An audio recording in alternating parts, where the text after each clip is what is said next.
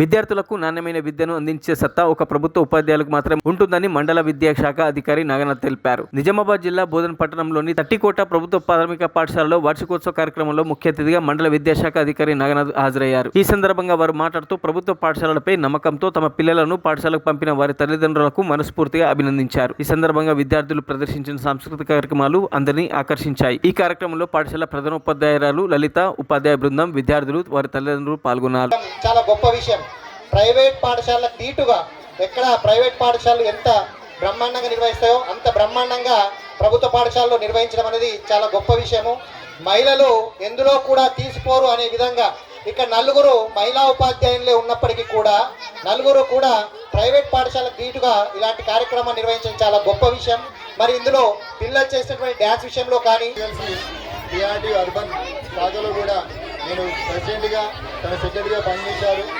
ఒక లేడీ అంటే మన డిస్ట్రిక్ట్లో నాకు తెలిసి అప్పుడే అనుకుంటా అంటే ఒక జనరల్ సెక్రటరీ లేడీగా ఉంది ప్రెసిడెంట్ ఏముండడం. అయినా మేడం గారు కూడా నేను ముందనుకున్నాను. ఏమనుకున్నానంటే అసలు మేడం గారు నాతో కలిసి పనిచేస్తలేదంటే తను ఎక్సలెంట్ సంఘ కార్యక్రమాల్లో కూడా ముందే నాకు ఇంటిమేషన్ ఇచ్చి పేరెంట్స్ ఇలా చేస్తే బాగుంటుంది మనం అని చేసి ఆ 2 years కూడా నన్ను మేడం కూడా కలిసి బాగా పనిచేసుకున్నాం. అయితే నేను పని మీద అంటే మేడం ఎంత హార్డ్ వర్కర్ అంటే నేను చాలాసార్లు వర్క్ మీద హై స్కూల్కి కానీ మేడం గారికి వచ్చేటోని.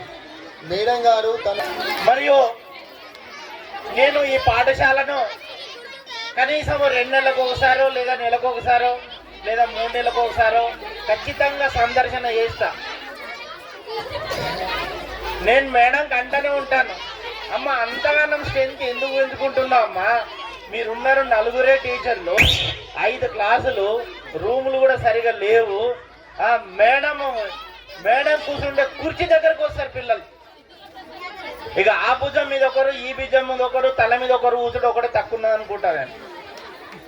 అంత క్రౌడెడ్ స్ట్రెంత్లో మరి మేడం గారు ఇంత పిల్లల్ని ఎంత దగ్గర తీసుకొని ఎంత ప్రియమైనతో వాళ్ళకి చదువు చెప్తున్నారంటే చెప్పండి. అలాగే గారి నేను ప్రతిసారి వచ్చినప్పుడు చూస్తూనే ఉన్నాను, పిల్లలలో టాలెంట్ చాలా బాగుంది.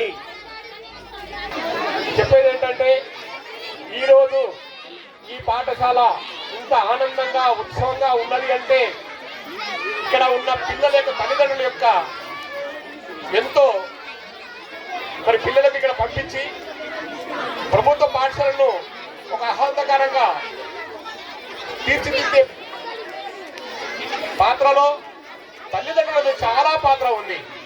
మరి పిల్లల యొక్క తల్లిదండ్రులకు నేను శిరస్సు వంచి నమస్కారం తెలియజేసుకుంటున్నాను. ఎందుకంటే ఈ పాఠశాలలో మరి 160 పిల్లల నుంచి 187 పిల్లలు అయ్యారు అంటే నిజంగా చాలా గ్రేట్.